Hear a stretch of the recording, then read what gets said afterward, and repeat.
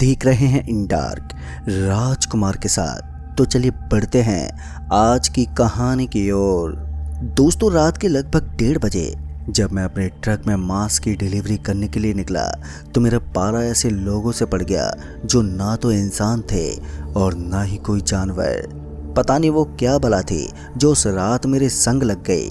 और फिर उसके बाद जो दिल दहला देने वाली घटना मेरे साथ घटी वो सुनकर आपके भी रोंगटे खड़े हो जाएंगे। तो दोस्तों, दिल थामकर और गौर से मेरी इस भूतिया घटना को पूरा ज़रूर सुने और हो सके तो चैनल को भी सब्सक्राइब ज़रूर कर दें। तो चलिए मैं अपनी इस भूतिया घटना को और भी गहराई से आप सभी के सामने प्रस्तुत करता हूँ।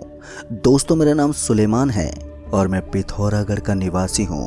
पेशे से तो मैं एक ट्रक ड्राइवर हूँ, लेकिन मेरा काम मांस की तस्करी करने का है। वो क्या है कि मैं चोरी छुपे पिथौरागढ़ के एक कसाई बाड़े से अपनी ट्रक में मांस लोड करके उसकी डिलीवरी किया करता था, जिसमें मुझे एक अच्छी खासी रकम मिल जाती थी। लेकिन मेरा वो मांस तस्करी का काम महीने में मुश्किल से 6 से 7 बारी हुआ करता था, जिसमें मैं महीने भर का अपना भत्ता पूरा कर लिया करता था। और बचे मेरे बाकी के दिन, तो उन बाकी के दिनों में भी मैं किसी और सामान की डिलीवरी कर लेता, जहां से मेरी साइड इनकम हो जाती। यानी कि कुल मिलाकर मेरा काम धंधा बहुत ही बढ़िया चल रहा था। मगर मुझे क्या मालूम था कि मेरी ज़िंदगी में भी एक ऐसा मोड़ आएगा जो मेरी ज़िंदगी की अच्छी खासी चलती गाड़ी को हमेशा के लिए बंद कर देगा। यानी कि साफ लफ्ज़ों में कहा जाए कि मेरी दुनिया ही उजड़ जाएगी। ठीक शाम 5 बजे जब मैं नहा धोकर यानी कि फ्रेश होकर अपने बिस्तर पर लेटा आराम फरमा रहा था कि इसी बीच मेरी छोटी बहन, जिसका नाम अमीरा था, वो मेरा फ़ोन लेकर हेलो हेलो करते हुए आई। और जब मैंने उससे फ़ोन लिया तो मैंने देखा कि अफजल भाईजान का फ़ोन है। फिर जब मैंने बात की तो पता चला कि 2 घंटे में मुझे अपनी ट्रक लेकर कसाई बाड़े पहुंचना है। मैंने भी अम्मी से कह दिया कि मुझे अभी कुछ देर में ही काम के लिए निकलना है, तो मुझे कुछ खाने को दे दें। लिहाजन में कुछ ही देर में नाश्ता पानी करके फिट हो गया और निकल पड़ा अपने काम यानी कि कसाई बाड़ी की तरफ, जहां से मुझे अपनी ट्रक को लोड करना था। फिर सूरज ढलते में अपने मुकाम पर पहुंच गया, जहां पर पहले से ही अफजल भाईजान मौजूद थे, जिन्होंने मुझे 45,000 की मोटी रकम थमाते हुए कहा, ठीक रात के 10:15 बजे निकलना है, मालूम है ना, होशियारी से काम करना है, कोई भी बात बिगड़े तो संभाल लेना। मैंने भी अफजल भाईजान को हाँ कहते हुए कहा, हाँ भाईजान मालूम है, आप चिंता मत करो, काम सही से हो जाएगा। और ये कहकर मैंने भी अपनी ट्रक लोडिंग के लिए लगा दी, जिसमें 6 टन का मांस लोड करना था। और इतना मांस लोड करने में लगभग कम से कम 2 घंटे तो लग ही जाते। लिहाजन मैं तब तक कसाई बाड़ी के मेन गेट से बाहर एक कप चाय पीने चला आया। फिर जब मेरा ट्रक लोड हुआ तो मैं पूरी सावधानी के साथ निकल पड़ा उस मांस की डिलीवरी करने, जो मुझे बहुत ही होशियारी के साथ करनी थी। मैं इस काम को अकेला ही अंजाम दे रहा था, क्योंकि मेरे साथ इस तस्करी के काम में कोई भी आदमी रिस्क लेना नहीं चाहता था, जिस वजह से मुझे अकेला ही जाना पड़ता था। खैर 10:15 बजे मैं अपने ट्रक को बिंदास लेकर निकल पड़ा। और फिर जब ट्रक मेन रोड पर आई तो मैंने भी ट्रक की चाल में बढ़ोतरी कर दी। ट्रक अपनी पूरी रफ्तार से आगे बढ़ रही थी और मैं भी बीड़ी को सुलगाता हुआ सामने की तरफ देखे जा रहा था। अभी लगभग मैंने 2.5 घंटे का सफ़र तय किया होगा कि तभी मुझे दूर सामने पुलिस बैरियर दिखाई दिए, जिन्हें देखकर मैंने ट्रक की चाल धीमी कर ली और ये सोचने लगा कि अब क्या होगा। अगर इन पुलिस वालों ने पकड़ लिया तो बड़ा काम खराब हो जाएगा, मुझे कुछ करना होगा। लिहाजन मैंने दूर ही अपनी ट्रक को रोक दिया और पेशाब करने के बहाने मैं ट्रक से नीचे उतरा, ये देखने के लिए कि यहाँ आसपास से कहीं कोई और रास्ता तो नहीं है जहाँ से मैं जा सकूँ। खैर पहले तो मैं हल्का हुआ और फिर से ट्रक में दाखिल हुआ। अभी मैं इसी उधेड़-बुन में था कि इसी बीच मुझे ध्यान आया कि लगभग 300 मीटर की दूरी पर एक रास्ता है जो पीछे छूट गया था। जैसे मुझे ध्यान आया तो मैंने तुरंत ही रिवर्स गियर डाला और चुपचाप निकल पड़ा उसी रास्ते की तरफ जो पीछे छूट गया था। जैसे मैं उस रास्ते के पास पहुंचा तो मैंने देखा कि उस रास्ते पर घोर अंधेरा पसरा हुआ है। जंगली झाड़ियाँ इस कदर रास्ते को घेरे खड़ी थी मानो वहाँ पर कोई रास्ता हो ही ना हो। खैर मुझे डर था उन पुलिस वालों का, अगर उन्होंने पकड़ लिया होता तो मैं लंबा अंदर चला जाता। इसी डर के चलते मुझे मजबूरन वो झाड़ियों से घिरा रास्ता लेना पड़ा। लिहाजन मैंने झिझकते उस रास्ते पर अपनी ट्रक उतार दी और मैं धीमी रफ्तार में उस रास्ते पर चल पड़ा। मांस से लदा ट्रक था और रास्ता भी सही नहीं था, जिस वजह से मैं स्पीड भी बढ़ा नहीं सकता था, क्योंकि ऐसे रास्ते पर ट्रक पलटी हो सकती थी। पर मुझे इस अंधेरे रास्ते पर एक डर था कि यहाँ पर कोई चोर बदमाश ना हो। अगर वो लोग यहाँ पर हुए तो मैं यहाँ पर भी फंस जाऊंगा। खैर अभी तक तो सब कुछ ठीक ठाक था, बस इतना फर्क था कि जो मेरा काम पूरा होने में 1.5 घंटा लगना था, अब 2 घंटे और लग जाते। खैर मैं धीमी चाल में ही अपनी मंजिल की ओर बढ़ रहा था और अब मुझे वो रास्ता काटने में लगभग आधा घंटे का समय और लगता कि इसी बीच मुझे ट्रक के आगे कोई झूलता हुआ दिखा और तुरंत ही वो गायब हो गया। ना जाने वो क्या चीज़ थी जिसे मैं देख नहीं पाया था। एक पल के लिए मैं तो बुरी तरह से डर ही गया था और अभी मैं डरा सहमा ट्रक को ड्राइव ही कर रहा था कि इसी बीच फिर से मुझे ट्रक के आगे कोई झूलता हुआ दिखा और वो फिर से गायब हो गया। पर इस बार मेरी हालत पतली हो गई थी और मेरा पैर अपने आप ही ब्रेक पर जोर से दब गया।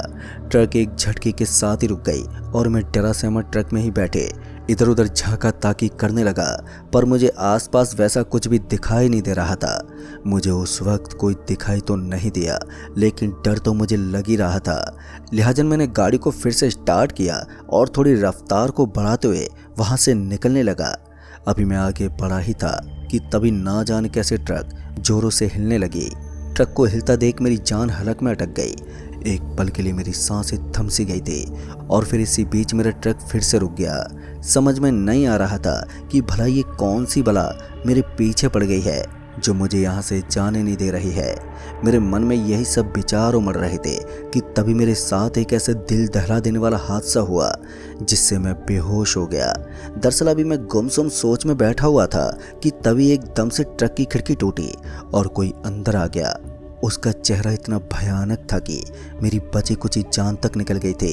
इससे पहले आगे मेरे साथ कुछ होता कि डर की वजह से मेरी आंखें बंद हो गई और फिर क्या हुआ मुझे कुछ भी याद नहीं है।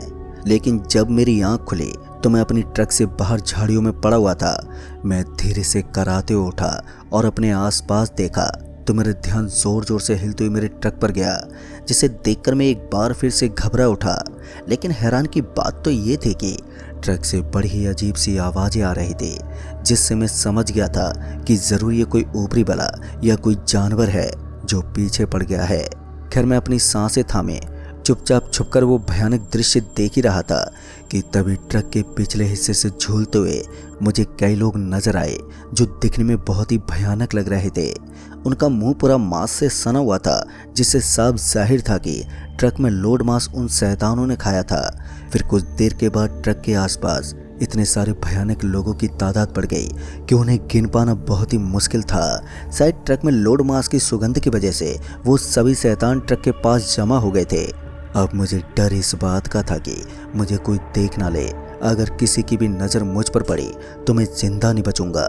लिहाजा मैं किसी तरह उस वक्त अपने आप को छुपाए रहा, लेकिन शायद मेरी किस्मत को कुछ और ही मंजूर था। मैं अपने आप को ज़्यादा देर तक नहीं बचा पाया, क्योंकि जब मैं वहाँ पर बैठा हुआ था कि इसी बीच मेरे फ़ोन की घंटी बज गई, जिस वजह से ट्रक के पास भटकते उन शैतानों का ध्यान मेरे फ़ोन की घंटी की तरफ गया और फिर वो सभी मेरी तरफ बढ़ने लगे। अब मेरे पास बचने का कोई चारा भी नहीं था। वो भयानक शक्ल के शैतान मेरी तरफ बढ़े चले आ रहे थे और मैं घबराता हुआ बस बेबस होकर छटपटा यही सोच रहा था कि अब मैं क्या करूं। इससे पहले मैं वहां से भाग पाता कि तभी उन सभी शैतानों ने मुझे चारों तरफ से घेर लिया। मैं रोता बिलखता उन शैतानों के बीच अपने बचने की गुहार लगा रहा था, लेकिन वहां पर मेरी मदद करने वाला कोई दूसरा मौजूद नहीं था। फिर इसी बीच सभी लोग मेरी गर्दन पर झपटे और एक बार फिर मेरी दिल की धड़कनें शांत हो गई और मेरी आंखों में अंधेरा छा गया। और जब मेरी आंख खुली तो अब सुबह हो गई थी और मेरी ट्रक का पिछला हिस्सा टूटा फूटा था। मैं ऐसी स्थिति में नहीं था कि मैं ट्रक को वहां से चलाकर निकाल सकूं।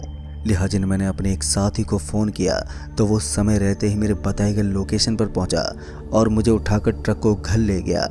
वैसे मुझे ज़्यादा चोट तो नहीं आई थी, जिस वजह से मैं कुछ हफ्तों में ही ठीक हो गया, लेकिन जब मैंने सभी को वो दर्दनाक घटना सुनाई तो सभी लोगों के रोंगटे खड़े हो गए थे। दरअसल सभी का यही कहना था कि रात के वक्त सुनसान इलाके में बुरी शक्तियां मांस की सुगंध से आकर्षित हो जाती हैं और वो तब तक पीछा नहीं छोड़ती जब तक अपने बुरे काम को अंजाम ना दे दे। पर मेरी इस बात पर मेरे मालिक यानी कि कसाई बाड़े का जो इंचार्ज था उसको विश्वास ही नहीं हुआ और वो जो मांस लोड करके मैं डिलीवरी के लिए लेके जा रहा था उसकी हानि का भी मुझे भुगतान करना पड़ा। खैर मैं उन बुरी शक्ति से तो बच गया था, लेकिन मुझे कसाई बाड़े के इंचार्ज का कर्जा आज भी चुकाना पड़ रहा है। तो दोस्तों इस कहानी में बस इतना ही।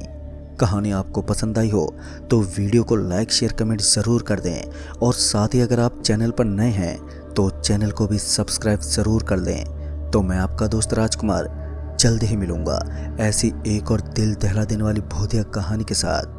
तब तक के लिए बाय एंड टेक केयर।